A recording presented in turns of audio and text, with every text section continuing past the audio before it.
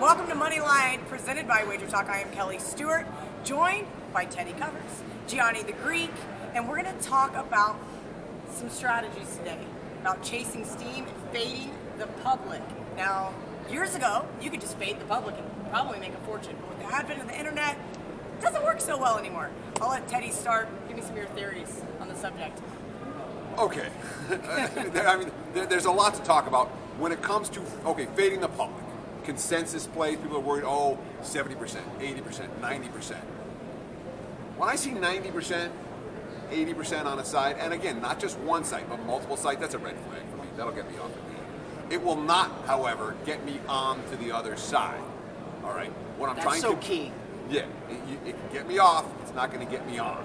If you're building a case for a team, and the public is heavy on one side and you like the other, and you have 3 or 4 other rationales, reasons to make a bet, sure, that can be one of the pieces, but just looking at the consensus sites and then making your bets from there, no. I'm going to stop you right there on the consensus site. So yesterday I was doing some work, and one of the guys goes, well, look, 76% of the tickets. And I go, well, what app are you using? He showed me his app, and I said, it's really hard because let me pull up another app and show you it says only 58, and this app says 47. Exactly. So it gets really tricky if you're following only one app for your percentages. You most of the time don't know where that information is coming from. Maybe they're partnered with an offshore, maybe they have a book here in Vegas. Go ahead. If you only have one app, you're going to get info. Yeah, I mean, you're not consistently getting good info, and therefore you're not necessarily making decisions based on good information. And all we want to do, day in, day out, is make good decisions based on good information. If we're doing that over the long term, we'll win. VR, do you have I'm going to make it simple. Honestly, you want to get rich fading the public, start bookmaking. That's all you got to do. Oh, no. You get 11 to 10 doing it, and you never have to worry again about picking another game in your life. They'll do it for you. Other than that, you ain't getting rich fading the public. You could just use that as one piece, a nugget of information. So, and for example, it's not predictive by any stretch of the imagination. It's not a piece of data that's predictive, but you should read it like every other piece and try to interpret it. Like, what does it mean? Is everybody on this side? Should they be on this side? Or is the data accurate? You know what I mean? Like you just said, there's 15 different sites giving 20 different percentages out there. And make no mistake about it, there are weekends during the football season where the books get clobbered and the public cleans up.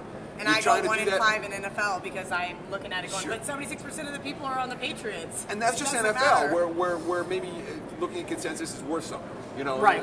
When you talk about, for a daily baseball, am I worried about consensus, or NBA, or college hoops? Yeah, I'm going to tell you, every 220 is going to have 80% of the money. Of course it is. You know that. Yes. So don't mean you should fade every minus 220. But real quickly, I think you need to focus also on the chasing steam part of this video, because I can tell you from personal experience. I'm gonna cut you off real quick. So guys, chasing steam, for example, we see a line open at 2.5. It maybe crosses the key number of 3. Now we're sitting at 3.5 in the NFL. You're laying a bad number at that point in time. Whether the information was good at 2.5, maybe you get a push at 3.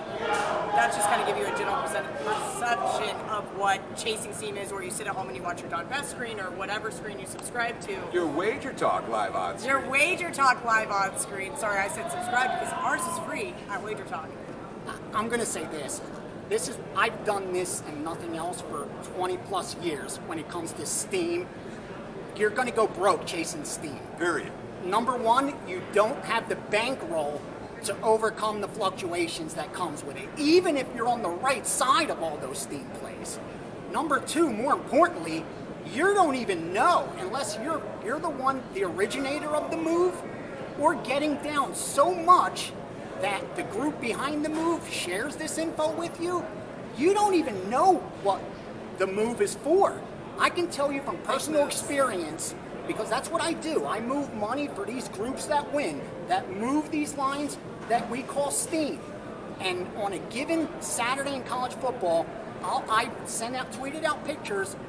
There'll be 40 to 50 plays, 40 to 50 buy orders sent out by one group. And out of those 40 or 50 steam moves, maybe about 10 of them are legit, that are true positions. They're not middling it. It's not being set up. It's not a dummy move.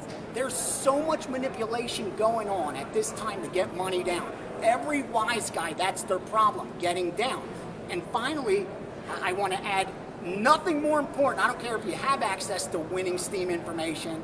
If you don't manage your bankroll correctly, it doesn't matter. Because I had info that today you can't even get your hands on. The market's so efficient and quick today. 20 years ago, 30 years ago, it wasn't. And I managed to lose multiple bankrolls with that winning information because I didn't know how to bet. So, I mean, again, if you're chasing Steam, you don't know how to bet. You're simply thinking winning bettors are on this, and that's why I'm betting it. And that's not a way to make money. All right, Teddy, I'll let you finish. Yeah, just the key word with chasing Steam is chasing. Yeah. Okay, right there. If you haven't gotten the best of the number, you're already working with one hand tied behind your back. So I'm with you 100%. And you made the last point to make that you made so well. But he said it.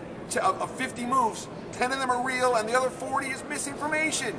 You can't chase Steam and without knowing, hey, guess what? Someone else is coming back the other side of this, and they're doing it right before kickoff or tip-off or whatever. All right, great stuff from both guys. Make sure you're giving Teddy a follow on Twitter, @Teddy_covers, and Mr. VR over here, @GreekGambler. Thanks for tuning in, guys.